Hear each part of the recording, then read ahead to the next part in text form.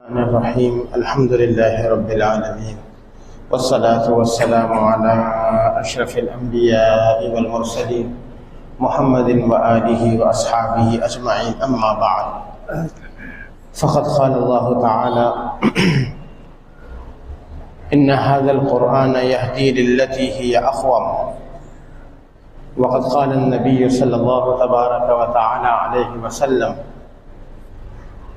خيركم من تعلم القرآن أو علمه أو كما قال صلی اللہ تبارک و تعالی علیہ وسلم۔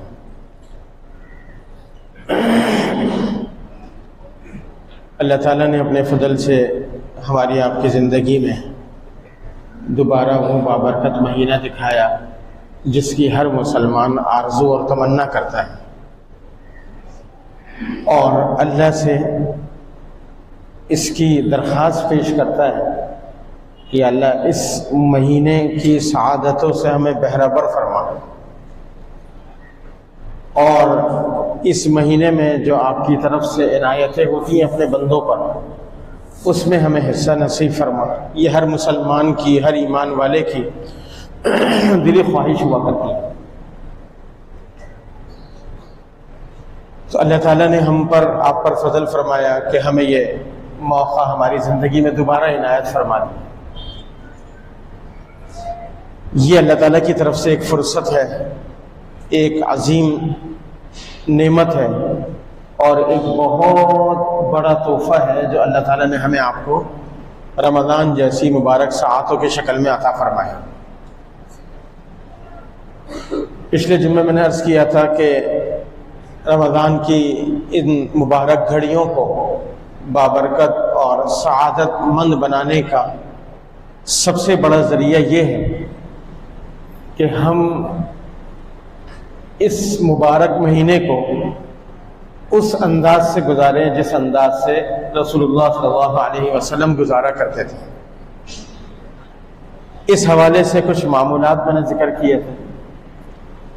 ان میں سب سے پہلی چیز جو حضور علیہ السلام کو اس مہینے میں جس چیز کا اہتمام رہا اور جس چیز کو آپ نے بکثرت کیا اور امت کو بھی اس کی تلقین فرمائی، وہ رمضان کے مہینے میں قرآن کے ساتھ شغل کا بڑھ جانا ہے، یعنی قرآن کے ساتھ مشغول ہو جانا اور قرآن کے ساتھ اپنے آپ کو جوڑ لینا۔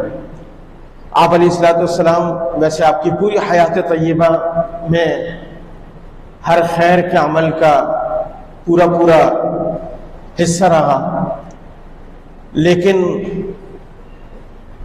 رمضان کے مہینے میں ایک نمایاں جو خصوصیت دیکھی جاتی تھی وہ یہ تھی کہ حضور علیہ السلام کا اور مہینوں کے مقابلے میں رمضان میں قرآن کا شغف بڑھ جایا کرتا تھا اور قرآن کے ساتھ تعلق بڑھ جایا کرتا تھا۔ اس کی میں نے مثال بھی دی تھی کہ حضور علیہ السلام ہر رمضان کے مہینے میں حضرت جبرائیل علیہ السلام کے ساتھ قرآن کا دور فرمایا کرتے ہیں، یعنی دور کہتے ہیں کہ ایک صاحب سنائے اور دوسرا سنے، اس عمل کو دور کرنا کہتے ہیں۔ تو حضور علیہ السلام رمضان کے مہینے میں جبرائیل علیہ السلام کے ساتھ تشریف فرما ہو کر قرآن کا دور فرمایا کرتے تھے، اور جو آپ کی حیات مبارکہ کا آخری سال تھا اس سال آپ نے یہ معمول 2 مرتبہ دہرایا۔ ویسے تو ہر سال 1 مرتبہ آپ سناتے تھے، جبرائیل علیہ السلام سنتے، اور دوسری مرتبہ جبرائیل علیہ السلام سناتے تو آپ سنا کرتے تھے، لیکن وفات والے سال یعنی جو آپ کی حیات مبارکہ کا آخری رمضان تھا ہجرت کے 10ویں سال، اس سال آپ نے 2 مرتبہ خود دہرایا اور 2 مرتبہ جبرائیل علیہ السلام نے دہرایا، حضور علیہ السلام نے سنا، جس سے معلوم یہ ہوتا ہے کہ رمضان کے مہینے میں قرآن سے شغف کا بڑھ جانا یہ حضور کا ایک مستقل معمول تھا۔ میں اور آپ بہت خوش نصیب ہیں کہ اللہ تعالیٰ نے ہمیں آپ کو ہمارے نبی کے توسط سے قرآن جیسی دولت سے مالا مال کیا۔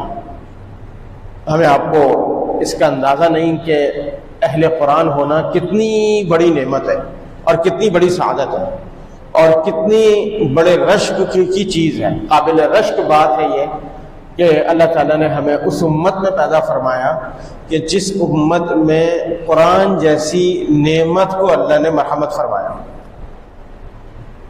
پچھلے انبیاء علیہ السلام کا خاصہ یہ تھا کہ اللہ تعالیٰ ان کو معجزات دیا کرتے تھے، وہ معجزات نبی کی زندگی کے ساتھ خاص ہوتے تھے۔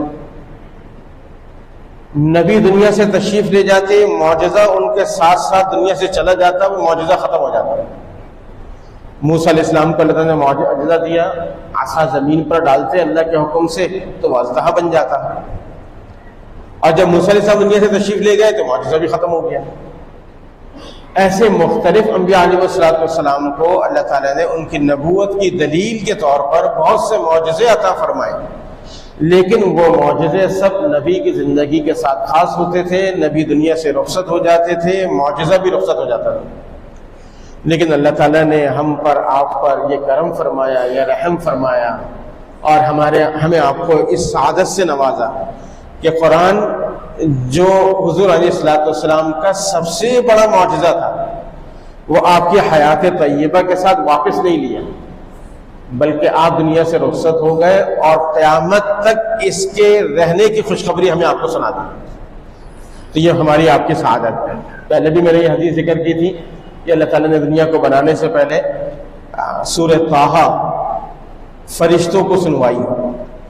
فرشتوں نے جب یہ سورت سنی اور قرآن کا یہ حصہ سنا تو اتنے مبہوت ہو گئے اور ایسے اس کلام کے لطف کو اپنے انگ انگ میں محسوس کرنے لگے کہ کہنے لگے اللہ سے کہ یا اللہ کتنی خوش نصیب ہوگی وہ قوم جو اس قرآن کو محفوظ کرے گی اپنے سینوں میں، اور کتنی مبارک ہوں گی وہ زبانیں جو اس کی تلاوت سے محفوظ ہوں گی، اور کتنے خوش نصیب ہوں گے وہ کان جو اس قرآن کی تلاوت کو سنا کریں گے۔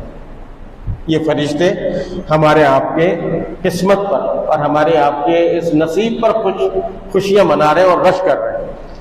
تو اس لیے میرے عزیزوں، قرآن پاک کی جو دولت اللہ تعالیٰ نے ہمیں آپ کو دی، ہمیں اندازہ نہیں کہ یہ کتنی بڑی نعمت ہے، اور یہ کتنا بڑا اللہ کی طرف سے فضل ہے، اور یہ کتنی بڑی عنایت ہے، یہ ہمیں آپ کو اندازہ نہیں۔ اللہ تعالیٰ ہمیں آپ کو اس کی ناقدری سے بچائے۔ یہ رکھ لو بیٹا، یہ نماز کے بعد دعا سے پڑھیں۔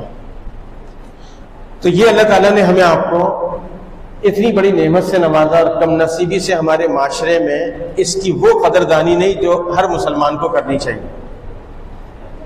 قرآن پاک دنیا کی وہ واحد کتاب ہے، بہت اچھے سے سنیے گا، قرآن پاک دنیا کی وہ واحد کتاب ہے جس کو سن کر لوگوں نے اپنا مذہب تبدیل کر لیا۔ یہ وہ واحد کتاب ہے۔ مذہب تبدیل کرنا، عقیدہ تبدیل کرنا آسان نہیں ہوتا۔ مذہب اور عقیدہ تبدیل کرنے پر قوموں کی جنگیں ہوا کرتی تھیں، اور ہزاروں لاکھوں لوگ موت کا پیالہ پی لیا کرتے تھے، اور اپنے عقیدے سے نہیں ٹلتے تھے، اپنے نظریے سے نہیں ٹلتے تھے، اپنے دین کو نہیں چھوڑتے تھے۔ لیکن قرآن ایسی معجز کتاب ہے اور ایسی فصاحت اور بلاغت پر مبنی کتاب ہے کہ جس نے بھی اس کو سنا اور صدق دل سے سنا تو اللہ تعالیٰ نے اس کی دل کی دنیا بدل دی، اپنے آباء و اجداد کا دین چھوڑ کر اس محمد صلی اللہ علیہ وسلم کے لائے ہوئے دین پر داخل ہو گئے۔ ایسے بہت سارے قصے ہمارے آپ کے سامنے ہیں۔ حضرت عمر رضی اللہ عنہ کا کتنا مشہور قصہ ہے۔ حضور علیہ السلام کے قتل کے ارادے سے نکلے، اور راستے میں ایک صحابی سے ملاقات ہوئی، انہوں نے بتایا کہ تمہارے بہن بہنوئی مسلمان ہو گئے۔ ان کی خبرگیری کے لیے گھر آئے تو وہ گھر پر جو معاملات ہوئے، اس دوران قرآن پاک کے ایک صحیفے پر نگاہ پڑی، اس صحیفے کو اٹھا کر پڑھا اور اس کی چند آیتیں پڑھی تھیں اور دل کی دنیا بدل گئی، اور کہنے لگے خذنی الی رسول اللہ۔ اتنا بہترین کلام، اور عمر اس سے محروم ہے، لہذا مجھے بھی حضور کے پاس لے چلو، اور حضور کے دست اقدس پہ اسلام قبول کیا۔ آپ قرآن پاک میں سورہ احقاف ابھی انشاءاللہ تراویح میں کچھ دنوں میں سنیں گے، اس میں اللہ تعالیٰ نے جنات کا واقعہ ذکر کیا۔ جنات کی طبیعت میں شرارت ہے، جنات کی پیدائش آنکھ سے ہے اور آنکھ کی فطرت میں علو ہے، بلندی ہے، تو ان کی طبیعت میں عمومی طور پہ شرارت ہوتی ہے۔ ان میں سلیم الفطرت لوگ کم ہوتے ہیں، شرارت کرنے والے ہوتے ہیں، اتنی جلدی کسی کی بات کو قبول نہیں کرتے۔ حضور علیہ السلام طائف سے واپسی پر بطن نخلہ، یہ مکہ مکرمہ کے قریب ایک وادی ہے، آپ فجر کی نماز پڑھ رہے تھے اور فجر کی نماز میں آپ نے قرآن پاک کی تلاوت کی۔ یہ جو جنات کا گروہ وہاں سے گزر رہا تھا، ایک دوسرے کو یہ قرآن کی تلاوت سن کر کہنے لگے انصتو انصتو، خاموش ہو جاؤ، خاموش ہو جاؤ، ذرا سنو تو یہ کون ہے، کیا کلام پڑھا جا رہا ہے اور کیسی عجیب کتاب ہے۔ فلما قضی ولوا الی قومہم منذرین، اور نماز سے فارغ ہو کر حضور کے پاس آئے اور حضور سے اس قرآن اور اس کتاب کے بارے میں چند سوالات کیے، اور وہیں کھڑے کھڑے حضور علیہ السلام کے درس اقدس پہ اسلام قبول کر لیا۔ عتبہ ابن ربیعہ ابو الولید اس کی کنیت تھی، عرب کا سب سے مشہور فصیح بلیغ شاعر تھا، نہ صرف شاعر تھا بلکہ بڑا تجربے کار تھا، بات کرنے کا بڑا فن جانتا تھا، جس سے بات کرتا تھا اس کو قائل کر لیا کرتا تھا، شیشے میں اتار دیا کرتا تھا، آج کل کی زبان میں کہیں۔ حضور علیہ السلام کے پاس آیا ایک مرتبہ، اے محمد مجھے آپ سے کچھ بات کرنی ہے۔ وہ کیا ہے؟ آپ اتنے اچھے آدمی، آپ اتنے اچھے خاندان سے، بس ایک برائی ہے نعوذ باللہ آپ کا۔ وہ کیا ہے کہ آپ نے جس دین کی دعوت دی ہے اس سے لوگ منتشر ہو رہے ہیں اور آپس میں جھگڑے فساد ہو رہے ہیں، تو کیا ہی اچھا ہو آپ اس دعوت کو چھوڑ دو، اور ہم اس کے لیے آپ کو اپنا سردار ماننا ہے، آپ سردار بننا چاہیں تو ہم سردار ماننے کو تیار، آپ یہ چاہیں کہ مجھے اس دعوت کا میرا حاصل یہ ہے کہ مجھے سب سے بڑا مالدار آدمی تسلیم کر لیا جائے تو ہم عرب کے سارے خزانے آپ کے قدموں میں لا کے رکھ دیں اور سب سے بڑے مالدار آپ ہو جائیں۔ طرح طرح کی آفریں کی، حضور علیہ السلام سنتے رہے۔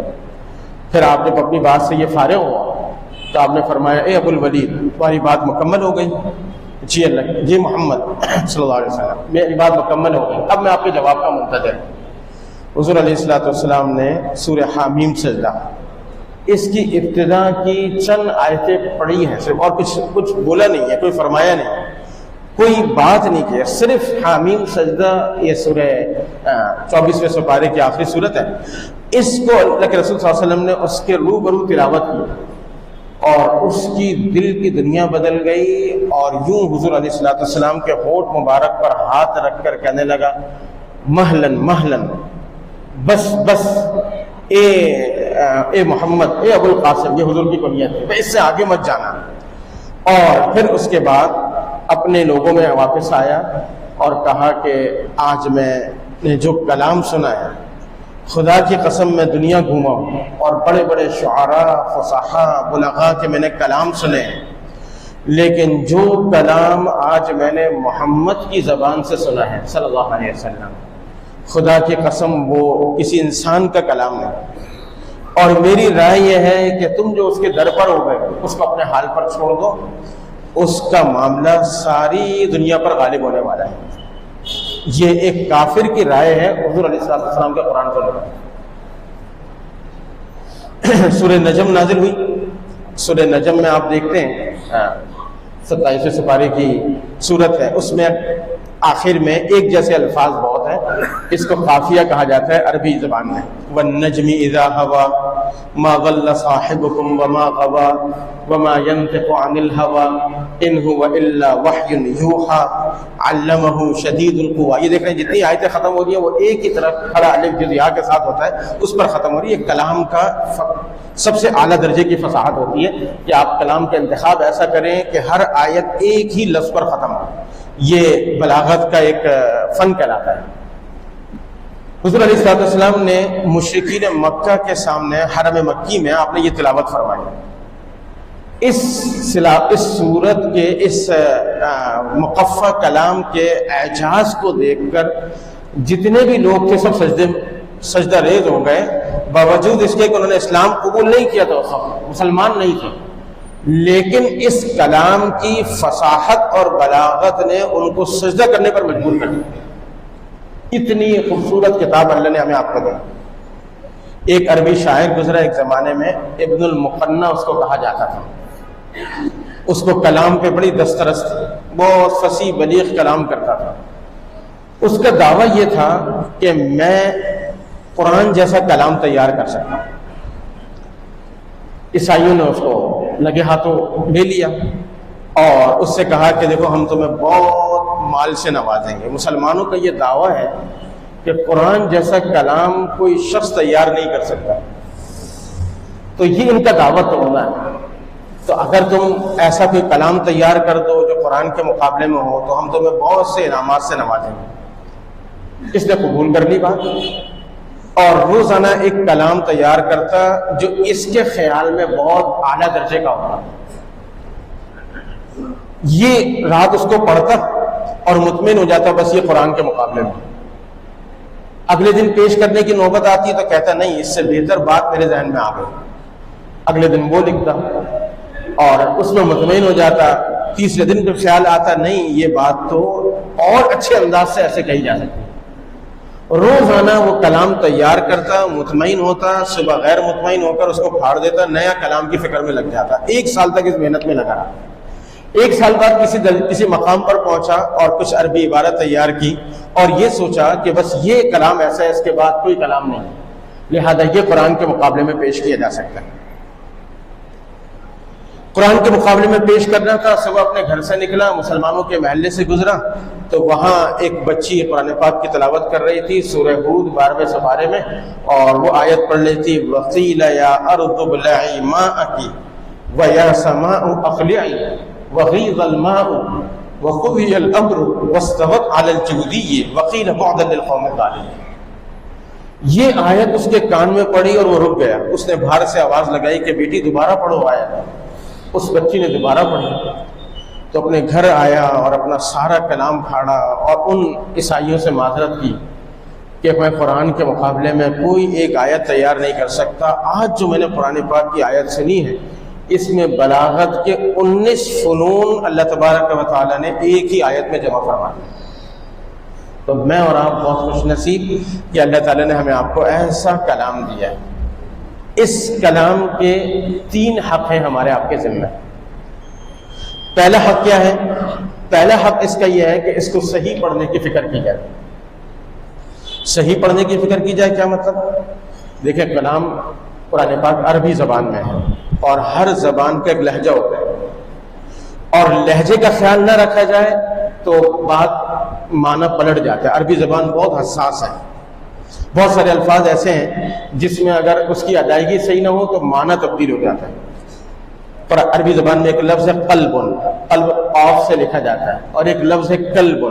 قلب کاف سے لکھا جاتا ہے جس کو ہم ڈنڈے والی کاف کہتے ہیں اور قاف 2 نقطہ والی قاف کہتے ہیں. اردو میں دونوں میں کوئی تلفظ میں فرق نہیں ہوتا.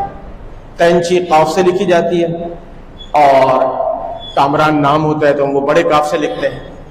تو اردو میں اس کے تلفظ میں کوئی فرق نہیں، لیکن عربی میں یہ فرق اگر خیال نہیں رکھا گیا تو معنی کچھ کا کچھ ہو جائے گا. مثلا میں مثال سے سمجھا رہا ہوں.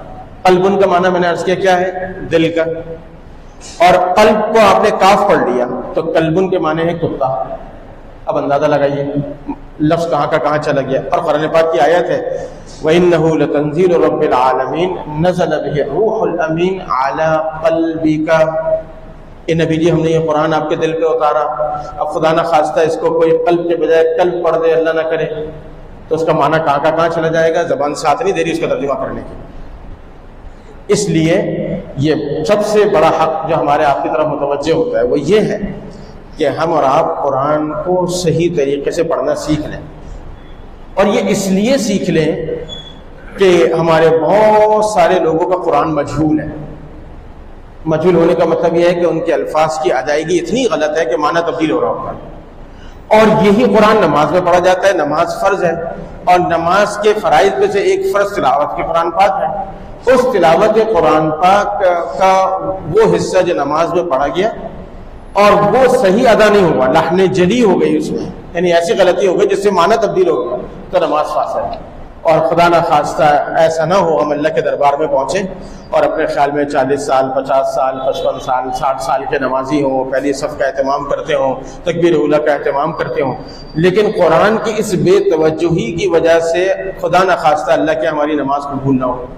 یہ فکر مند کرنے کے لیے کہہ رہا ہوں، مایوس نہیں کر رہا ہوں، فکر مند کرنے کے لیے کہہ رہا ہوں کہ تھوڑا سا اپنے قرآن کی فکر کریں، وہ خاص طور پہ وہ حصہ جو ہم نمازوں میں پڑھتے ہیں۔ سورہ فاتحہ اکثر ساتھیوں کی غلط ہے اور توجہ ہی نہیں ہے، اور اللہ نے اب تو اتنا فضل فرمایا کہ ہر گھر میں حافظ بچے موجود ہیں، تو اس لیے اپنا اتنا قرآن ضرور درست کریں جس سے تلفظ کی غلطی صحیح ہو جائے، اور ایسا نہ ہو مانا کچھ کا کچھ ہو اور خدا نہ خواستہ ایسا نہ ہو بجائے ثواب کے نقصان ہو رہا ہو۔ دوسرا حق قرآن کا یہ ہے کہ قرآن ہم سے کچھ مطالبات کرتا ہے۔ قرآن اصل میں ایک دستور زندگی ہے، ایک زندگی گزارنے کا ڈھنگ ہمیں آپ کو دیتا ہے، کچھ چیزوں کا حکم دیتا ہے، کچھ چیزوں سے روکتا ہے۔ اب ہے عربی زبان میں، ہم عجمی اس کو سمجھتے نہیں، تو اس لیے قرآن ہم سے یہ بھی مطالبہ کرتا ہے کہ تم اس قرآن کو پڑھو بھی صحیح، اس کا تلفظ بھی ٹھیک کرو اور ساتھ ساتھ اس کے معنی بھی سمجھو۔ میں اس میں تم سے مطالبہ کیا کرتا ہوں، تمہیں کہنا کیا چاہتا ہوں، یہ تم سے مطالبہ ہے کہ تم اس کو درست کر کر پڑھنے کی فکر کرو۔ اور دوسرا مطالبہ یہ ہے کہ اس میں جو سمجھایا جا رہا ہے، جو بتایا جا رہا ہے، اس کو اپنی زندگی میں لے کر آؤ۔ دیکھیں نا کتنی عجیب سی نماز ہوگی اس شخص کی کہ سورہ فاتحہ پڑھتا ہو، لیکن اس کو سورہ فاتحہ میں اللہ اس سے کیا باتیں کر رہے ہیں اس کو پتہ ہی نہیں۔ آپ نے سنا ہوگا حدیث میں جب بندہ نماز شروع کرتا ہے تو وہ اللہ سے ہم کلام ہو رہا ہوتا ہے، اللہ اس سے باتیں کر رہے ہوتے ہیں۔ حدیث میں آتا ہے بندہ الحمدللہ رب العالمین پڑھتا ہے، اللہ کی طرف سے جواب آتا ہے مجدنی عبدی، اس طرح اثنا علی عبدی، ایک ایک آیت پر جواب آ رہا ہوتا ہے۔ اب اللہ تعالیٰ مجھ سے بات فرما رہے اور مجھے بات ہی سمجھ میں نہیں آ رہی، تو کتنی بدنصیبی کی بات ہوگی۔ اس لیے قرآن کو سمجھنا بھی قرآن کے حقوق میں سے ہے۔ ہاں البتہ اتنی بات ضرور ہے کہ قرآن کس سے سیکھیں؟ ان مستند علماء سے جن کی زندگی قرآن کے مطابق ہو، ایسے لوگوں سے نہیں کہ دعوے تو قرآن کے کریں اور چہرے پہ داڑھی تک نہ ہو، ایسے لوگوں سے نہیں کہ جن کو دعوے تو قرآن سکھانے کے ہوں اور سر پہ ٹوپی تک نہ ہو، ان کا حلیہ مسلمانوں جیسا نہ ہو، ان کا کوئی بیک گراؤنڈ نہ ہو، انہوں نے کہاں سے علم حاصل کیا ہمیں پتہ ہی نہ ہو، ایسے لوگوں سے نہیں۔ یہ تو قرآن کے نام پر آپ کو گمراہ نہ کر دیں، اس لیے مستند علماء سے، مستند مفتیان کرام سے قرآن سیکھنے کا مزاج بنائیں۔ دو حق۔ تیسرا حق یہ ہے کہ قرآن پاک کو روزانہ پڑھنے کا معمول بنائے، روزانہ اس کی تلاوت کا معمول بنائے۔ کوئی دن کسی مسلمان کا ایسا نہ گزرے جس میں اس نے قرآن پاک کی تلاوت نہ کی، اور اس کو آج کل کے زمانے میں سمجھنا بہت آسان ہے۔ میں اور آپ موبائل کے بہت رسیہ ہو گئے ہیں، اور ہر وقت ہمیں اپنے موبائل کو بار بار کھول کر دیکھنا ہوتا ہے، کہیں واٹس ایپ تو نہیں آیا، کہیں کسی کا کوئی میسج تو نہیں آیا، بینک ٹرانزیکشن آنی تھی اس کا میسج تو نہیں آیا۔ مختلف موقعوں پر ہم دن میں کوئی ہزاروں مرتبہ موبائل کھول کر دیکھتے ہیں، اور کہیں وائی فائی ڈسکنیکٹ ہو جائے، پیکج ختم ہو جائے یا چارجنگ ختم ہو جائے تو پریشان بے چینی لگ جاتی ہے، پتہ نہیں کسی کا فون نہ آ رہا ہو، کسی کا میسج نہ آ رہا ہو۔ جیسے یہ بے چینی ہم فیل کرتے ہیں، ایسے ہی ہر مسلمان کا یہ مزاج بن جائے کہ میں نے آج قرآن پاک کی تلاوت کی ہے یا نہیں کی ہے، الحمدللہ نہیں کی ہے تو اوہو یہ کتنا بڑا نقصان ہو گیا، میں گھر سے نکلوں گا نہیں جب تک کہ اپنا قرآن کا وہ حصہ جو میں روز پڑھتا ہوں مکمل نہ کر لوں، میں اپنے معمول پر جاؤں گا نہیں اس وقت تک جب تک کہ اپنے قرآن کا وہ حصہ مکمل نہیں کر لوں جو روز پڑھتا ہوں۔ یہ ایک مسلمان کا مزاج ہونا چاہیے۔ اور یہ قرآن پاک جیسے میں نے عرض کیا کہ اتنی سعادت مندی ہے اس قرآن کو پڑھنا، اس کو اپنا معمول بنانا، کہ کل قیامت میں اللہ تبارک و تعالیٰ کے یہاں سب سے بڑا سفارشی کل قیامت میں یہ انسان کا قرآن ہوگا۔ ایک حدیث میں پڑھنا تھا ابھی تھوڑی دیر پہلے کہ جب قبر سے بندہ اٹھتا ہے تو خوبصورت نوجوان اس کے پاس آ جاتا ہے میدان حشر میں، اور آپ جب قبر سے اٹھیں گے اور اللہ کے دربار میں حاضر ہوں گے تو خوبصورت نوجوان اس کے پاس آتا ہے، تو یہ سے پوچھتا تم کون ہو؟ تو وہ کہتے ہیں میں تمہارا وہ قرآن ہوں جس کو تم بڑے سوار کے پڑھتے ہو، اور میں تمہیں لینے آیا ہوں، میدان حشر میں بھی تمہارے ساتھ ہوں گا، اور جب تک تمہیں جنت میں داخل نہ کرا دوں تمہارا ساتھ نہیں چھوڑوں۔ ایک اور حدیث میں آتا ہے کہ بنی آدم کا جب انتقال ہوتا ہے تو اس کا معمول چونکہ قرآن پڑھنے کا ہوتا ہے، قرآن سے اس نے وفاداری کی ہوتی ہے، قرآن سے دوستی کی ہوتی ہے، روزانہ قرآن پڑھنے کا اس کا معمول ہوتا ہے، تو یہ شخص جب اس کا انتقال ہوتا ہے لوگ اس کی تجہیز تکفین میں مشغول ہو جاتے ہیں، تو ایک خوبصورت نوجوان اس کے سرانے آ کے بیٹھ جاتا ہے، اس کو تسلی دے رہا ہوتا ہے، اور جب لوگ اس کو کفن بناتے ہیں تو کفن اور سینے کے درمیان آ جاتا ہے، اور جب اس کے رشتہ دار اس کو دفنانے کے لیے جاتے ہیں تو ساتھ ساتھ قبر میں چلا جاتا ہے۔ منکر نکیر سوال کرنے کے لیے آتے ہیں تو منکر نکیر کے ساتھ کھڑے ہو کے ان کے سوالات جوابات دلوانے کی کوشش کرتا ہے، اور جب منکر نکیر چلے جاتے ہیں تو ان کے لیے اللہ سے درخواست کرتا ہے کہ اللہ اس کے لیے جنت کا بستر بچھایا جائے، جنت کی ہوائیں چلائی جائیں، اور جنت کے مناظر اس کے لیے قائم ہو جاتے ہیں۔ مردہ یہ سارے منظر دیکھ رہا ہوتا ہے اور بڑا محظوظ ہو رہا ہوتا ہے، ظاہر ہے قبر آخرت کی منزلوں میں سب سے خطرناک منزل ہے، تو اس وجہ سے جب مردہ یہ سارا پروٹوکول دیکھتا ہے اور یہ اعزازات دیکھتا ہے تو بہت خوش ہوتا ہے۔ تو جب یہ آرام سے مطمئن ہو جاتا ہے تو یہ قرآن اس سے پوچھتا ہے، یہ خوبصورت نوجوان اس سے پوچھتا ہے کہ بھائی تم مجھے جانتے بھی ہو میں کون؟ ارے جانتا تو نہیں ہوں، لیکن ہو بڑے کام کے آدمی، میری اتنی مشکل مرحلوں میں تم نے ساتھ دیا اور میری ایسی پریشانی کو تم نے دور کیا، ہو کون ذرا بتا تو دو۔ پتہ وہ کیا کہتا ہے؟ میں تمہارا وہ قرآن ہوں جس کو تم صبح شام پڑھا کرتے تھے، اور تم مطمئن رہو میں تمہیں اس وقت تک تمہارا ساتھ نہیں چھوڑوں گا جب تک کہ تمہیں جنت میں داخل نہ کرا۔ ایک اور روایت قرآن پاک کی سورت سورہ بقرہ اس کے بارے میں بھی آتا ہے، اور قرآن پاک کی سورت سورہ ملک تبارک الذی بیدہ الملک جو ہر مغرب عشاء کے بعد سونے سے پہلے پڑھنی چاہیے اور اس کو اپنا معمول بنانا چاہیے۔ حدیث میں آتا ہے کہ یہ صورتیں ایسی ہیں، یہ کل اللہ کے دربار میں اپنے اس شخص کے ساتھ آئیں گی جس نے ان کو دنیا میں پڑھنے کا معمول بنایا ہو، اور پتہ کیا کہیں گی؟ اللہ سے کہیں گی کہ یا اللہ یہ میرا دوست ہے، میں نے دنیا میں اس کو اپنے ساتھ مشغول رکھا۔ مشغول رکھا کیا مطلب؟ یعنی میری تلاوت کیا کرتا تھا، سوتا نہیں تھا جب تک کہ تبارک الذی نہ پڑھ لے، اور موقع بہ موقع سورہ بقرہ پڑھتا تھا، مختلف قرآن کے حصص پڑھا کرتا تھا۔ یا اللہ میں اس کی سفارش کرنے آیا ہوں، اس سے کوئی خطا ہو گئی اس سے درگزر فرما کے اس کو جنت میں داخل کر دیں، اور یہ سفارش ہوگی۔ لیکن اس کے جو سفارش کا انداز ہے اس کے لیے حدیث میں جو لفظ آیا ہے وہ عجیب ہے، وہ پتہ کیا ہے؟ تحاجت بھی، یہ اللہ سے بحث و مباحثہ کرے، اور کیا کہے گا؟ یا اللہ یا تو آپ اس میرے دوست کی مغفرت فرما دیجئے یا مجھے اپنی کتاب سے مٹا دیجئے۔ ایسا انداز تخاطب اللہ تعالیٰ کے ساتھ قرآن کے علاوہ کسی کا نہیں ہوتا۔ اس لیے میرے عزیزوں، میری آپ کی خوش نصیبی ہے کہ اللہ نے ہمیں آپ کو قرآن سے نوازا، اس کو اپنا معمول بنائیں، کوئی دن ہمارا ایسا نہ گزرے جس میں ہم نے اپنا قرآن کی تلاوت نہ کی، اور اس کا معمول رمضان سے شروع کریں۔ یہ رمضان کا مہینہ قرآن کا مہینہ ہے۔ ایک عجیب بات میں آپ کو بتاؤں گا، حضور علیہ الصلوۃ والسلام کل قیامت میں ہماری آپ کی سفارش کریں گے، ہم اس کی دعا مانگتے ہیں، ہم سب اس امید کو رکھتے ہیں نا کہ اللہ کے رسول صلی اللہ علیہ وسلم کل قیامت میں ہماری سفارش کریں اور اس پر ہماری بخشش ہو جائے۔ بلکہ ہم جو دعا مانگتے ہیں وَبَعَثْهُ مَقَامًا مَحْمُودًا الَّذِي وَعَدتَّ، جو اذان کے بعد دعا ہے اس میں یہی دعا ہے کہ یا اللہ ان کو اس مقام پہ پہنچا دیجیے۔ وہ مقام کیا ہے؟ کہ اللہ کے نبی کل ہماری آپ کی سفارش کریں گے اللہ تعالیٰ سے۔ لیکن عجیب بات قرآن نے ذکر کی ہے کہ اللہ کے رسول صلی اللہ علیہ وسلم ویسے تو سفارش کریں گے، لیکن ایک شخص کے بارے میں اللہ تعالیٰ سفارش نہیں کریں گے بلکہ اس کے خلاف مقدمہ دائر کریں گے، بلکہ یوں کہیں کہ اللہ کے رسول اس کی طرف سے اللہ کے سامنے اس کی ایک شکایت کریں۔ پتہ کیا شکایت ہوگی؟ یا رب ان قومی اتخذوا هذا القرآن مہجورا، یہ اللہ میں قرآن جیسی نعمت دے کر گیا تھا اور انہوں نے اس کی قدر نہیں کی، دنیا کا ہر کام کیا بس قرآن نہیں پڑھایا۔ تو یا اللہ یہ میرا اپنی قوم سے اپنی امت سے شکوہ ہے۔ اب اندازہ لگائیے اللہ کے رسول اگر خدا نہ خواستہ ہمارے بارے میں شکوہ کو نہ ہو تو پھر ہمارا مقام کیا ہو؟ اس لیے میرے عزیزوں، اس رسوائی سے بچنے کے لیے آج ابھی نیت کریں کہ روزانہ قرآن پاک کی تلاوت کو اپنا معمول بنائیں گے۔